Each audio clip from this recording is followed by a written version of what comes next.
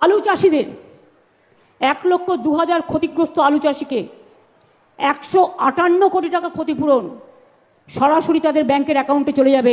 নমস্কার বন্ধুরা, কৃষকদের জন্য খুবই খুশির খবর। যে সকল কৃষকদের ফসলের ক্ষয়ক্ষতি হয়েছিল তাদেরকে কিন্তু ক্ষতিপূরণের টাকা পাঠানো শুরু হয়ে গিয়েছে। মাননীয় মুখ্যমন্ত্রী নিজে বোতাম টিপে সেই টাকা পাঠানোর শুভ সূচনা করেছেন। তো সমস্ত কিছু আজকের এই ভিডিওতে আমরা আলোচনা করব, যে টাকা পাঠানোর বিষয়গুলি নিয়ে, কত টাকা পাঠানো হয়েছে, কোন কৃষকরা টাকা পাবে, কোন ফসলের টাকা পাঠানো হয়েছে, কোন সিজনে টাকা পাঠানো হয়েছে। অবশ্যই ভিডিওটি উপকারে আসবে, শেষ পর্যন্ত দেখতে থাকুন। চ্যানেলে যদি নতুন হয়ে থাকেন চ্যানেলটিকে অবশ্যই সাবস্ক্রাইব করবেন, বন্ধুদেরকে ভিডিওটি শেয়ার করতে ভুলবেন না, আর ভিডিও ভালো লাগলে অবশ্যই কিন্তু একটি লাইক করে দিয়ে যাবেন। দেখুন এখানে কি বলা হচ্ছে, গত মার্চে রবি মরশুমে অকাল বৃষ্টির ফলে ক্ষতিগ্রস্ত হয়েছিল রাজ্যের বহু আলু চাষি। এবার বাংলা শস্য বীমা প্রকল্পের আওতায় সেই সব আলু চাষিদের আর্থিক সহায়তা দেওয়া শুরু করলো রাজ্য সরকার। মঙ্গলবার এই প্রকল্পের আওতায় টাকা ছাড়া হয়েছে। ক্ষতিগ্রস্ত আবেদনকারী আলু চাষিদের ব্যাংক অ্যাকাউন্টে সেই টাকা পাঠিয়ে দেওয়া হচ্ছে। 1 লক্ষেরও বেশি আলু চাষি এই টাকা পাবেন। মুখ্যমন্ত্রী মমতা বন্দ্যোপাধ্যায় একথা ঘোষণা করেছেন।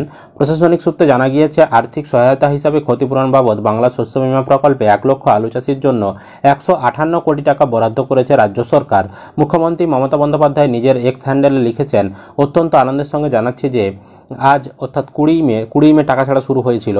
তো তিনি বলেছিলেন যে রাজ্য সরকার বাংলা শস্য বীমা প্রকল্পের আওতায় বাংলা 1 লক্ষের বেশি আলু চাষিকে সরাসরি তাদের ব্যাংক অ্যাকাউন্টের মাধ্যমে 158 কোটি টাকা আর্থিক সহায়তা প্রদান করলেন।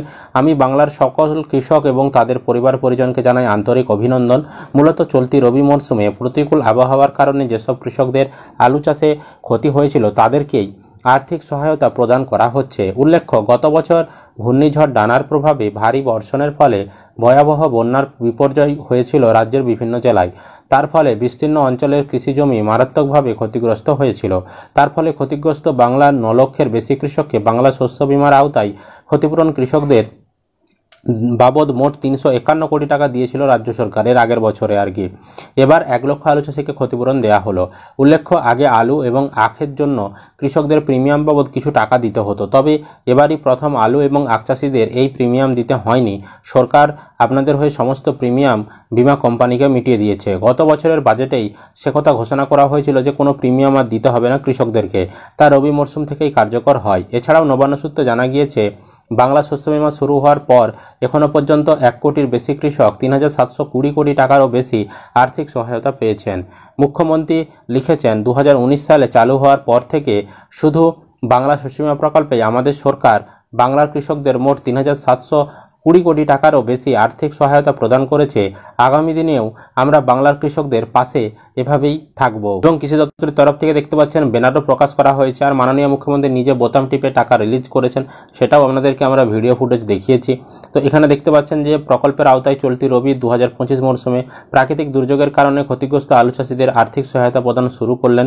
এবং নিচে দেখতে পাচ্ছেন এখানে 20 মে 2025 তিনি যে ফুলবাড়ি ফুটবল মাঠ, হেলিপ্যাড গ্রাউন্ড জলপাইগুড়িতে তিনি যে প্রশাসনিক সভা করেছিলেন পরিষেবা প্রদানের, সেখান থেকে টাকা ছেড়েছেন এবং 1 লক্ষের বেশি ক্ষতিগ্রস্ত কৃষককে মোট 158 কোটি টাকার বেশি সহায়তা প্রদান করেছেন মাননীয় মুখ্যমন্ত্রী। আর এর জন্য কোনো টাকা দিতে হয় না, সেটা আগেই আপনাদেরকে বলেছি। কৃষি বিভাগ পশ্চিমবঙ্গ সরকার কর্তৃক এটা জনস্বার্থে প্রচারিত। আরেকটা বিষয় এবার বলে রাখি, কোন কৃষকরা টাকা পাবেন, কোন কৃষকরা টাকা পাবেন না। দেখুন, বিমা তো সব কৃষকই করে থাকে, কিন্তু ক্ষতিপূরণের টাকা কিন্তু পায় কিছু সংখ্যক উপভোক্তা। যেমন এবারে আলু চাষির ক্ষতিপূরণ পাবে মাত্র 1,02,000 মতন উপভোক্তা, বাকিরা কিন্তু কেউ ক্ষতিপূরণের টাকা পাবে না। মূলত যে সকল কৃষকদের বেশি ক্ষতি হয়, যে সকল কৃষকদের এলাকায় বেশি ক্ষতি হয়, সেই সকল কৃষকরাই কিন্তু একমাত্র ক্ষতিপূরণের টাকা পাবে। তো এবারেও ক্ষেত্রেও কিন্তু সেরকমই, যে সকল কৃষকদের বেশি ক্ষয়ক্ষতি হয়েছে তারাই কিন্তু ক্ষতিপূরণ পাবে।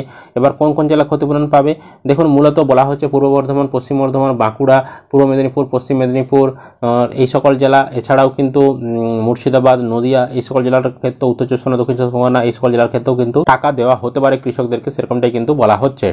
তো ক্ষতিপূরণের টাকা আপনি পাবেন কি পাবেন না সেটা ভোটার কার্ডের নাম্বার দিয়ে চেক করা যায়, এবং কত টাকা আপনি ক্ষতিপূরণের টাকা পাবেন সেটাও কিন্তু অনলাইনে চেক করা যায়। তো সেই বিষয় নিয়ে আমরা খুব শীঘ্রই ভিডিও নিয়ে আসছি। অবশ্যই চ্যানেলের সঙ্গে থাকবেন, এই ধরনের লেটেস্ট আপডেটগুলো সবার আগে পেতে চ্যানেলটিকে কিন্তু সাবস্ক্রাইব করতে ভুলবেন না। আর আপনি কোন জেলা থেকে ভিডিওটি দেখছেন কমেন্ট করে জানাবেন, যাতে আপনার এলাকার যখনই কোনো খবর আসবে সেই খবর আপনাদেরকে আমরা সবার আগে জানাতে পারি।